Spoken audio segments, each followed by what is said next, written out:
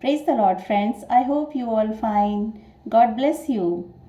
आज हम Sabbath school करेंगे जो कि है 19 फरवरी का, और बहुत ही सुंदर है और बुद्धिमत्ता की बातें इसमें लिखी गई हैं। आई होप कि हम जो है इन्हें समझें और अपने हृदय में ग्रहण करें। इसे हम शुरू करते हैं। इसमें लिखा है, हमें समझ दे कि हमारा जीवन कितना छोटा है। और आज का जो सैबथ स्कूल है वो लिया गया है भजन संहिता अध्याय 90 से। इसके बारे में इसमें लिखा है, परमेश्वर और मनुष्य। इसको मैं पढ़ना चाहूँगी। इसमें लिखा है, हे प्रभु, तू पीढ़ी से पीढ़ी तक हमारे लिए धाम बना है। इससे पहले कि पहाड़ उत्पन्न हुए या तूने पृथ्वी और जगत की रचना की, वरन अनादिकाल से अनंत काल तक तू ही परमेश्वर है। तू मनुष्य को लौटाकर मिट्टी में ले जाता है और कहता है, हे आदमियों, लौट जाओ, क्योंकि 1000 वर्ष तेरी दृष्टि में ऐसे हैं जैसा कल का दिन जो बीत गया, या जैसे रात का एक पहर। तो मनुष्यों को धारा में बहा देता है, वे स्वपन से ठहरते हैं, वे भोर को बढ़ाने वाली घास के समान होते हैं। वह भोर को फूलती और फलती है और सांझ तक कट कर मुरझा जाती है। क्योंकि हम तेरे क्रोध से भस्म हुए हैं और तेरी जलजलाहट से घबरा गए हैं।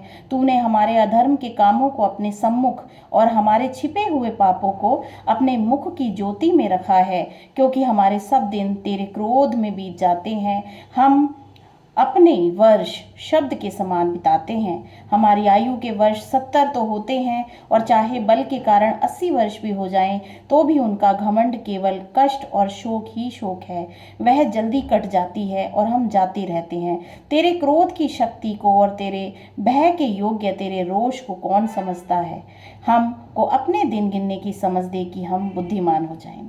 इसमें 90 की 12वीं वर्ष बताती है, हमको अपने दिन गिनने की समझ दे कि हम बुद्धिमान हो जाएं, और हम जो है अपने छोटे से जीवन काल में वही कार्य करें जो कि आपको प्रसन्न कर सकते हैं, और उसी से ही हम जो है अपने जीवन को सौभाग्यशाली बना सकते हैं। आज का जो सैबथ स्कूल है उसमें लिखा है, मानव जीवन परमेश्वर की तुलना में बहुत छोटा है, जो सदैव जीवित रहता है। परमेश्वर अनंत है, वो हमेशा जीवित रहेगा। परमेश्वर की दृष्टि में 1000 वर्ष रात के 3 या 4 घंटों के समान है। परमेश्वर की तुलना में हमारा जीवन बहुत लंबे समय तक नहीं चलता। सबसे मजबूत मनुष्य सबसे कमज़ोर पौधों के समान है। हमारा छोटा जीवन कड़ी मेहनत और दुख से भरा है। बहुत से लोग दुखी हो जाते हैं जब उन्हें याद आता है कि जीवन बहुत छोटा है, क्योंकि वो डरते हैं मरने से। लेकिन हमारा जीवन, भले ही हम 100 साल जीवित रहें, तब भी हमारा जीवन काल बहुत छोटा है। वे परेशान हो जाते हैं कि जब वे मरेंगे तो उनके बिना भी जीवन चलेगा। भजन 90 हमें बताता है, हमें दिखाता है कि परमेश्वर हमारे बहुत ही छोटे जीवन काल के दौरान हमारी परवाह करता है। प्रभु अपने लोगों के लिए आश्रय के समान है। हमारे आश्रय के रूप में परमेश्वर कठिन समय के दौर में अपने लोगों के लिए एक सुरक्षित स्थान है। परमेश्वर ही हमारा सुरक्षित स्थान है। हर एक मनुष्य के लिए परमेश्वर ही एक सुरक्षित स्थान है।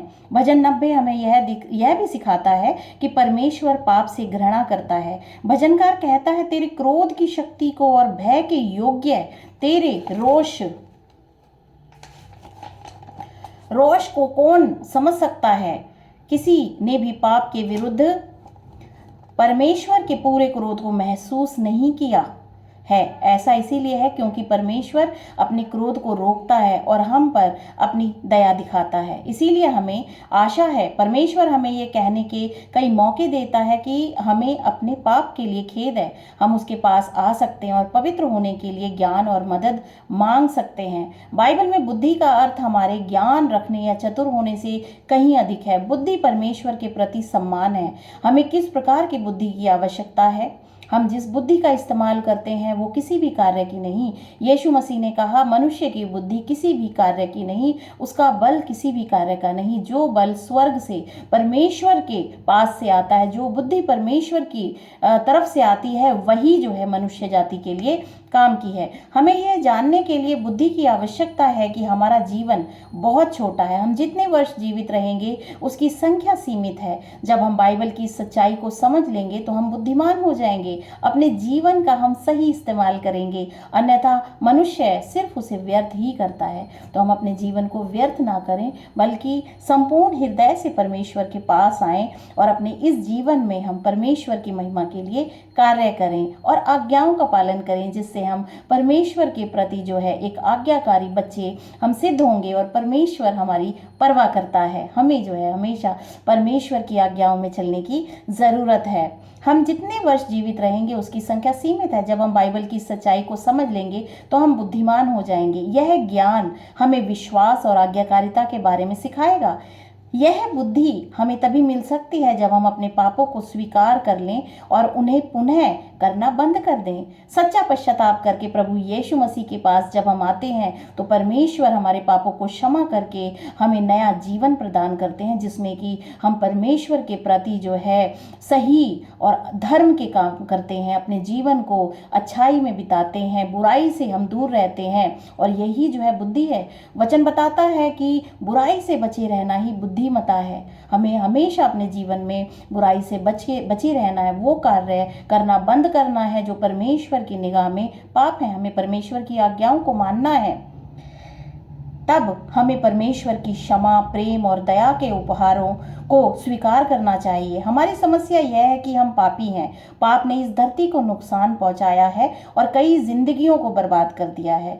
हम जहां भी देखते हैं और हर व्यक्ति में पाप के कारण आए भयानक बदलाव को देखते हैं। यीशु को धन्यवाद, परमेश्वर ने हमारे लिए पाप की समस्या से बचने का एक रास्ता बनाया है। यीशु के बिना हमें कोई आशा नहीं। हाँ, हमारा जीवन बहुत छोटा है, परंतु हमें यीशु में आशा है। उसके बिना हमारी क्या आशा है? मनुष्य जाति के पास कोई भी आशा नहीं यीशु मसीह के बगैर। और यूहन्ना अध्याय 3:16 में लिखा है, परमेश्वर ने जगत से ऐसा प्रेम किया कि उसने अपना इकलौता पुत्र दे दिया कि जो कोई उस पर विश्वास करे वो नाश ना हो बल्कि अनंत जीवन पाए। तो परमेश्वर के समीप आए, परमेश्वर के क्रूस के पास आए, यीशु मसीह के क्रूस के पास आए और अपने पापों का सच्चा पश्चाताप करके अपनी जिंदगी को हम अच्छाई की तरफ फेरें, प्रभु की तरफ फिरें, जिससे कि हमें जीवन मिल सके।